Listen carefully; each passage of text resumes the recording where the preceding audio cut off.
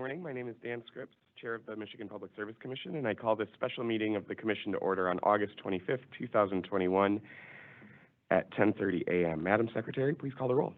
Chair Scripps. Present. Commissioner Phillips. Present. Commissioner Paratek. Present. Mr. Chair, you have a quorum. Thank you, Madam Secretary. Today's special meeting is being held in person at the Commission's office at 7109 West Saginaw Highway in Lansing. We are also hosting this meeting remotely using Microsoft Live Event. It is compatible with all browsers except Safari. Telephone relay service is available through the phone option. If you are participating via the live stream, you may also turn on the live captions by clicking on the closed caption or CC button in the lower right corner of the screen.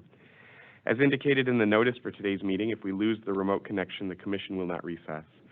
The meeting will be recorded and available for future reference on the Commission's website. In addition, the Commissioners can receive comment via mpsc_commissioners@michigan.gov. For reference, this email is also included in the Q&A feature on the live stream event on your computer and in the meeting notice. We will have an opportunity for the public to make comment as provided in the agenda. A few notes about this. Comments should be limited to one per person and can be made verbally in person or by calling in or in writing via the live stream Q&A feature. If you are participating via Teams application, you can use the Q&A feature and type your comments in the box anytime during our meeting, and we will have those queued up to read. The Q&A function should be used to submit public comments directed to the Commission. If you would like to make verbal comments, you must do so in person or by calling into the meeting by phone. And to minimize disruptions, attendees participating by phone will be muted until we reach the time for public comment. The first order of business is approval of the agenda for today's special Commission meeting. I move for the approval of the agenda for today's Commission meeting. I second the motion. Is there any discussion? We will now have a vote on the motion to approve today's agenda. All those in favor of the motion say aye. Aye. Aye. Aye. Any opposed? The motion carries by a unanimous vote. The agenda is approved. The next item of business on the agenda is approval of the minutes from the August 11th, 2021 Commission meeting. I move for the approval of the minutes from the August 11th, 2021 Commission meeting. I second the motion. Is there any discussion? We will now have a vote on the motion to approve the minutes from the August 11, 2021 Commission meeting. All those in favor of the motion say aye. Aye. Aye. Aye. Any opposed? The motion carries by unanimous vote. The Commission meeting minutes of August 11, 2021 are approved. The next item of business on the agenda today is the approval of the order on the agenda. I think that's the only time I've ever said that. And today the Commission is assisted by Staff Attorney Barbara Kunkel. I recognize Ms. Kunkel. Good morning. Good morning. Item 3A1 is case numbers U-21122 et al., which involves a review of the responses of Michigan's 7 electric utilities to the August 2021 storms. Case number U-20147 directs the filing of 5-year distribution investment and maintenance plans. Staff member Cheryl Kirkland will provide an update regarding the recent storm damage and outages, restoration effects by utilities, and the Commission's continuing response to improve the reliability of the electrical distribution system, including proposed rule changes to the service quality and reliability standards for electric service.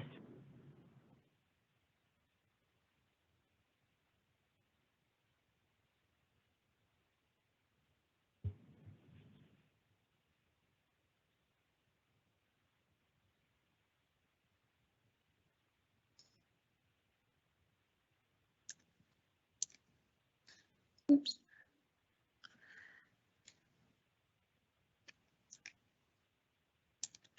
All right, good morning. Thank you for that introduction and for the opportunity to provide an overview of the August 10th storms and the tornado activity that went through Michigan. Sorry, just waiting for my computer to catch up. My name is Cheryl Kirkland, and I'm an analyst here at the Commission. I'm also part of the emergency management team that monitors and reports outages to our executive team. In addition, oops, I apologize. No problem, Ms. Kirkland. Technology is always fun. That it is.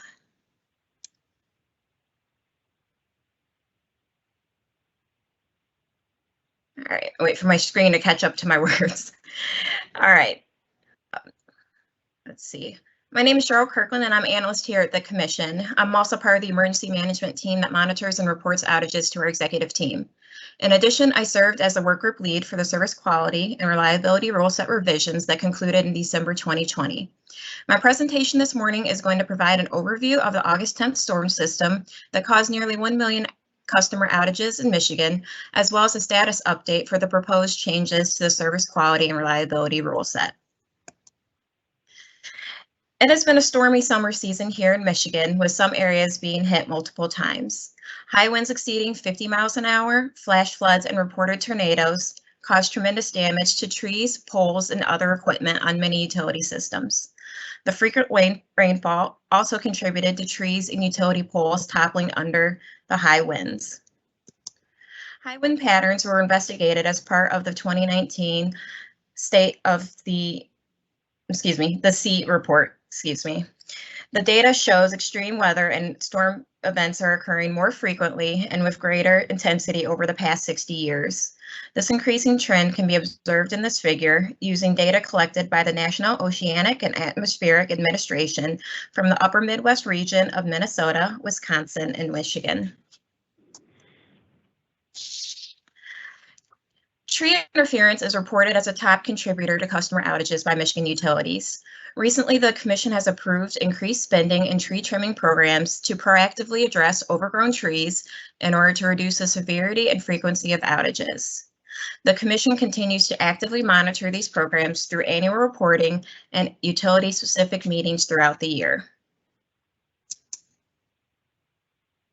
Regarding the August 10th storm, multiple storm systems came through Michigan from August 10th through the 12th and caused customer outages of a magnitude not seen since 2017. The August 10th storm was significant in that it affected multiple utilities across Michigan, causing widespread damage.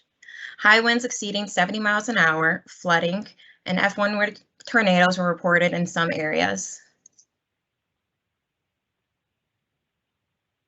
The severity of the storm system, coupled with the wide range of impact, created a host of restoration challenges for utilities. Utilities were simultaneously requesting mutual assistance to aid in restoring customers. Out-of-state crews as well as crews from Canada were utilized. Continued storm systems caused additional damages and outages for utilities to restore.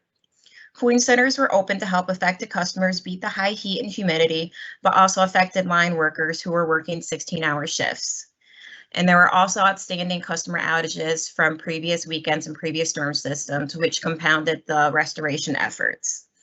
Now we'll briefly discuss how the storm affected Consumers Energy, DTE Energy, and I&M. For Consumers Energy, nearly 400,000 customers in Consumers territory were impacted by the storm that caused more than 8,000 wire downs and required more than 500 crews to assist in the restoration. And they also were impacted by 70-mile-an-hour winds. As you can see from these photos, the high wind and wet weather caused many trees and poles to topple over. Similarly, for Detroit Edison, 500,000 customers were affected by the storms, which caused more than 3,000 wire downs and nearly as many crews utilized for restoration. DTE Energy was one of the utilities who faced flooding in their areas of territory, a reported 3 to 5 inches of rain on top of 70 miles an hour winds that were reported. Similarly, DTE territory was impacted by wire downs, lightning strikes to poles, and downed wires and utility poles. For Indiana, Michigan, they had 20,000 customers who were affected with 347 down wires. 1,000 crew personnel were utilized to deal with the damage caused by 60-mile-an-hour winds and substation flooding, where 7 inches of rain was reported. Very similar damage was reported here for I&M, as you can see the broken trees and poles throughout their territory. The magnitude of the storm and the resulting outages has brought the Commission's work on the service quality and reliability rule set from the last year to the forefront. This rule set houses the Commission's rules on electric outage restoration, utility performance, and outage credits for customers. I will briefly discuss the workgroup progress and status of the rule set today. The service quality rule set was reviewed as part of the My Power Grid initiative that kicked off in fall 2019. This initiative focused on engaging stakeholders to optimize the grid and utilize available technologies. The service quality rule set was reviewed in phase 1 of this initiative that also looked at the Commission's technical standards and cybersecurity rules. Specifically, the service quality rule set was tasked with identifying gaps in existing rules and proposing solutions, including improvements in expected levels of performance, requiring automatic bill credits for customers who experience long-term or multiple outages, as well as strengthening cybersecurity monitoring and reporting.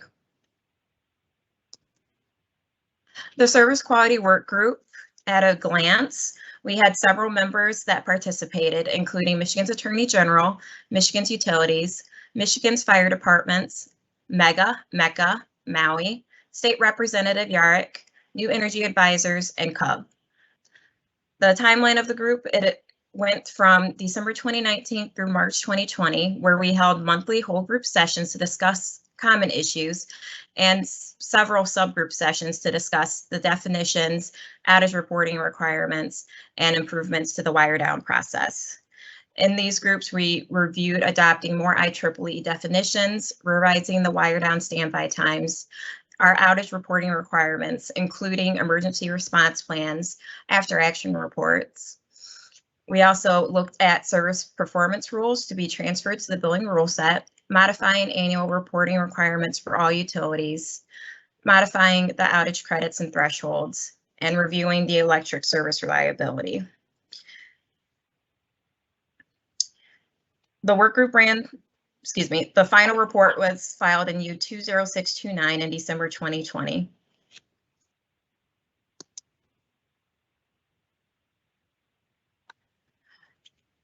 The proposed service quality amendments include updates to the definitions to align with industry standard IEEE technology, requiring utilities to automatically issue outage credits to customers who qualify, increasing the base outage credit amount to $35, and added a $2 per hour multiplier for the long duration outages, automatically adjusting the outage credit amount to account for inflation on an annual basis, repetitive outage threshold amendments for customers experiencing more than 4 outages annually, and new mandates for repetitive and momentary outages.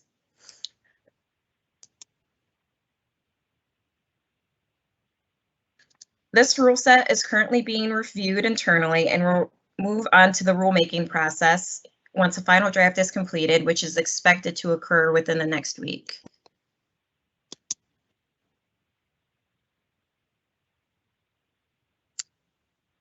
Oh, technology.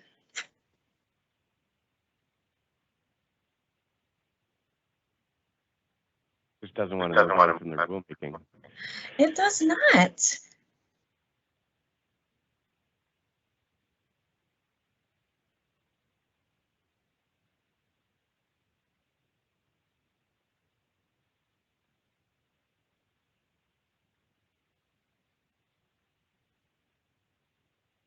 Ms. Kirkland, can you hear me? I'm not sure if you've been frozen.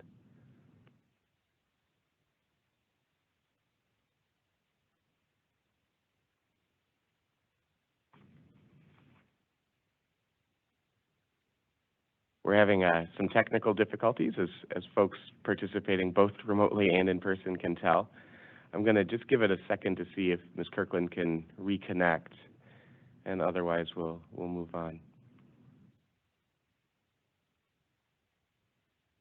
And while she can't hear me, I just want to stress the great work and appreciation that the Commission has for Ms. Kirkland and Mr. Becker and Mr. Evans, and this is always dangerous, Mr. Sheldon and the others who have been involved in updating the technical standards for electric system performance and the service quality rules, as well as the billing rules. There's been a lot of work over the last 2 years, as I think is clear from Ms. Kirkland's presentation, and we're nearing I don't know if it's the beginning of the end or the end of the beginning, but moving towards the formal part that we should be able to do here shortly.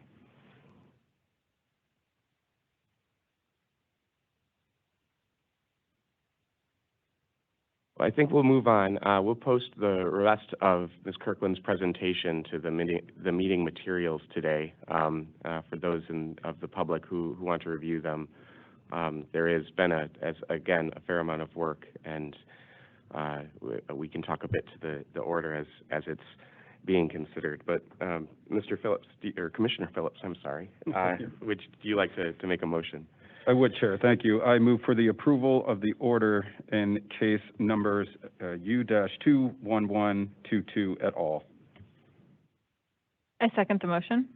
Is there any discussion? Yeah. Commissioner Peretick. Yes, please. I wanted to take the opportunity to thank all of the customers affected by the storms for their patience, as well as for their contributions of help, shelter, cooling, refrigeration, and emotional support for those impacted in their communities. It's always encouraging to see a community come together when faced with an emergency. I also wanted to thank the thousands of utility line workers, wire guards, clearing crews, and call center representatives who stepped up and worked many long hours to restore power in our state.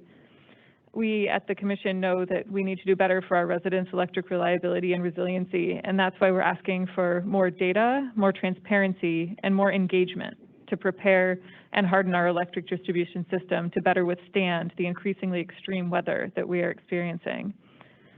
The two largest storms in DTE Electric's 135-year history happened in 2017 and this one in August 2021. And we can no longer treat these events as rare. We need to ensure that we're prepared and use all the tools that we have to keep our residents safe, informed, and without unnecessary financial burden. I think that the transparency and data that we're asking for as part of this order is a good first step to work towards this goal. We need to understand the areas of our state that are in the most need, what activities increase reliability and resiliency effectively, and the financial costs and benefits that come with these efforts. This needs to be a data-driven process, and the results must be measurable and clear. Everyone who pays for electricity has a right to expect their utilities to anticipate extreme weather events, provide a grid that can withstand this weather, and be prepared to restore power expediently and safely when the grid does fail. As Cheryl was going to mention in her presentation at the end, we are hosting a technical conference on emergency preparedness, distribution reliability, and storm response that's going to be held on October 22nd. And I encourage anyone interested in providing input on these topics that you would like to see addressed in this conference to email us and let us know via the contact information in our order issued today. Your input is valued and appreciated as we work to improve our grid's reliability and resiliency. Thank you, Commissioner Peretick. Commissioner Phillips, do you want to go now or wait? I will just add some brief comments now. Just wanted to emphasize that through this order, the Commission has an interest in gaining more understanding and gathering more information on the cost and benefits of undergrounding wires along our distribution system. Not only to understand what the cost and benefits are, but what are the different safety and reliability benefits of potentially undergrounding some of that overhead wire system. And frankly, we know that there is some mystique around undergrounding of our overhead wire system.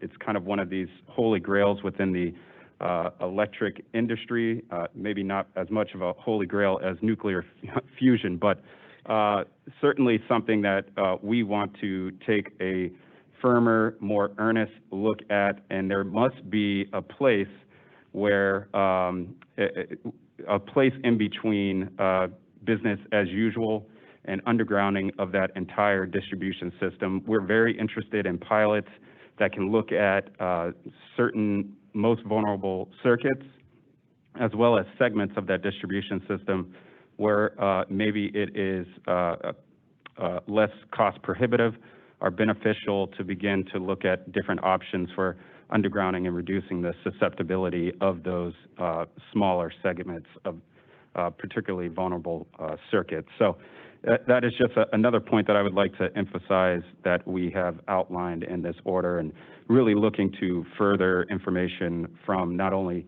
our regulated utilities, but also from stakeholders on different pilots, and also best practices that are being employed by other utilities across the country on how we can look for guidance on how to implement some of those solutions here in the state of Michigan. Thank you. Thank you, Commissioner Phillips. And the other two commissioners have largely covered some of the things that I wanted to say, so I won't repeat that, other than to echo the thanks both for the union line workers and others involved in storm response and for the customers going through this, and then again to highlight the role of transparency and data collection, investigation into undergrounding, the update of our service quality rules, and the other pieces. This has been a focus, improving the reliability of our distribution system has been a focus of this commission for a number of years. And it seems like as you go back, and there's some explanation of this in the order that's before us today, but looking at sort of the commission's response to storm events over the years, going back to 1991, and a number of times coming out of that, it has been a cycle of wanting to see more tree trimming and vegetation management and grid hardening and some other things. I think the difference in this case over the last couple of years is really trying to sort of move away from a cycle of a bad storm and then a response and then another bad storm and another response to how do we make this part of the business practice, business as usual on a going forward basis. So things like providing securitization and recovery mechanisms for tree trimming so that it becomes an enduring part of the utility strategy and not something that sort of gets left behind as the emphasis and attention focuses to other issues, including specifics in distribution plans to get greater transparency into utility planning, and then specifically for DTE and consumers, adding information on improving the metrics around customer outages and beginning to attach some financial mechanisms, both incentives and penalties, to those things. I think those are likely to be more enduring, that as we go forward and as we continue to work on the range of issues before us, they can continue to receive the attention that they need. It's the blocking and tackling that ultimately can deliver real results for customers in terms of reducing the number of outages, the duration of outages, and the number of customers experiencing repetitive outages. The other pieces that I want to share are, I think, what the events of this last week have shown, really laid bare, are that even as we're doing a lot of these things, we need to do more of it and we need to do it faster. And that, I think, is one of the key takeaways, that we are counting on our grid more than ever when you think about vehicle electrification and the other pieces. The extreme storms are happening more frequently than ever, and so making sure that we stay on top of distribution reliability, I think, is more important than ever. And continuing some of the work that we've done around vegetation management and hardening and distribution upgrades, but do more and do it faster. The other piece that I just want to close, and Commissioner Peritic referenced this, but extreme weather is happening more frequently, and we have for a long time relied on historical data to guide our investments in the grid, in investments in generation, et cetera. And I'm not sure that that's appropriate anymore, or at least appropriate to only rely on historicals in thinking about what the future holds. Because in an era of climate change, in an era of increasing extreme weather, I think that the future may very well look materially different than what we've experienced in the past. So how do we begin anticipating some of these changes and modeling them so that we're ready for whatever the future holds, even if the future looks different than what we've experienced historically? And that's one of the pieces in this order, is to ask for comments on how to begin changing how we think about modeling and forecasting so that we're ready for a future that may look significantly different. There's a lot here, and I think it reflects a commission who continues to place a significant priority on the reliability of our distribution system. There's no silver bullet. I think we're going to look at a range of things. We're going to learn together. We appreciate the engagement of the utilities and of other stakeholders in this process. The things including additional reporting, the technical conference, and other strategies, I think, are the right ones. But again, we've got to do more and we've got to do it faster. And I think today sort of marks the surge on the surge, if you will, for a prioritization of distribution reliability in Michigan. Any additional comments? We will now have a vote on the motion to approve the order. All those in favor of the motion say aye. Aye. Aye. Aye. Any opposed? The motion carries by unanimous vote. The order in case number U-21122 et al. Is approved. We've now reached the time reserved for members of the public to address the Commission. As mentioned in the notice for today's meeting, we will take public comments in the following order. First, individuals attending in person. Next, written comments from individuals using the Microsoft Teams live stream Q&A. Then verbal comments from individuals submitting names in the Q&A feature and who have called into the meeting. And finally, from individuals participating only through the phone option. If anyone attending in person desires to address the Commission today, please come forward to the microphone.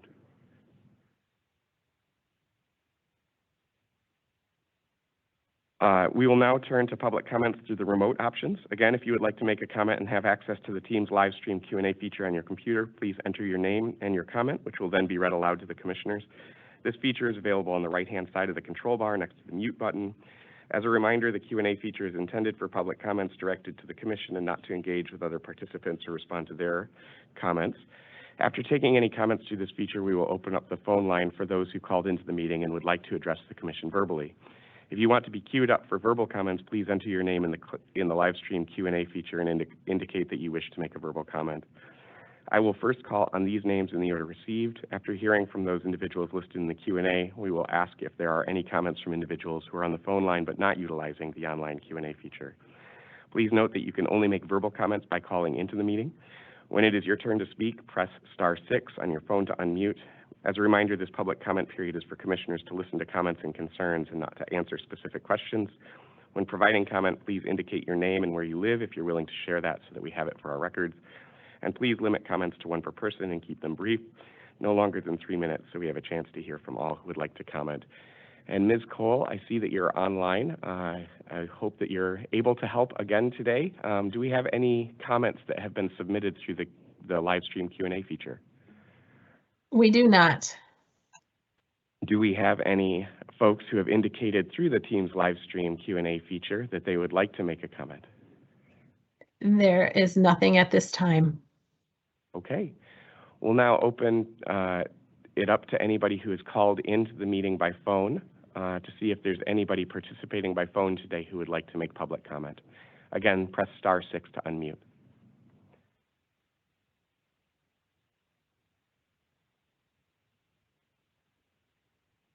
And again, if you'd like to make a public comment, you can do so at this time. Just press *6 and announce yourself.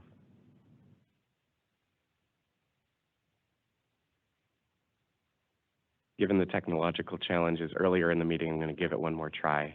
Anybody who wants to make public comment today can do so at this time. Press *6 to unmute yourself if you're on the phone.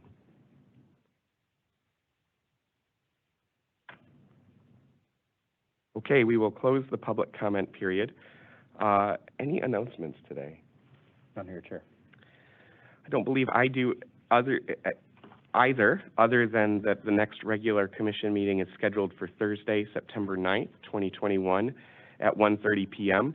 I know there are a number of folks experiencing outages even today with the storms that rolled through last night. The weather and the sort of persistent high humidity make it likely that we'll experience additional storms. So encourage you again to be safe out there, stay away from down lines. If you have concerns or complaints, you can contact our Customer Assistance Division, and we'll get through this. With that, we will move to adjourn today's meeting. Is there a motion, Commissioner Phillips? I motion to adjourn today's commission meeting. I second the motion. Is there any discussion on the motion to adjourn? Seeing none, we'll move to a vote on that. All those in favor of adjourning the meeting signify by saying aye. Aye. Aye. Aye. Any opposed? The motion carries by a unanimous vote. The meeting is adjourned.